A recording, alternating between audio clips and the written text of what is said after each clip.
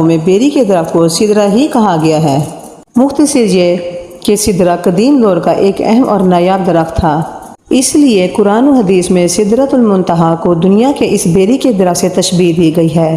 لیکن سدرۃ المنتہا جو 7ویں آسمان پر موجود ہے، اس دنیاوی بیریوں کے درخت کے جیسا بالکل بھی نہیں ہے۔ حضرت عبداللہ ابن مسعود نے فرمایا کہ سدرۃ المنتہا 6 آسمان پر ہے۔ زمین سے اوپر جانے والی چیزیں سدرہ پر آ کر رک جاتی ہیں، پھر انہیں فرشتوں کے ذریعے وصول کیا جاتا ہے، اور اسی طرح اوپر سے نیچے آنے والی چیزیں اس تک آ کر رک جاتی ہیں، پھر انہیں نیچے سے موصول کیا جاتا ہے۔ مفسرین نے لکھا ہے سدرۃ المنتہا کے قریب ہی جنت المأویٰ ہے، جو جنت کا اعلیٰ ترین مقام ہے اور جہاں قیامت سے پہلے شہیدوں کی روح کو ٹھہرایا جاتا ہے۔ سدرۃ المنتہا کے متعلق روایتوں میں آتا ہے کہ اس کے ہر پتے پر فرشتہ کھڑا ہے جو اللہ کی تسبیح میں مشغول ہے۔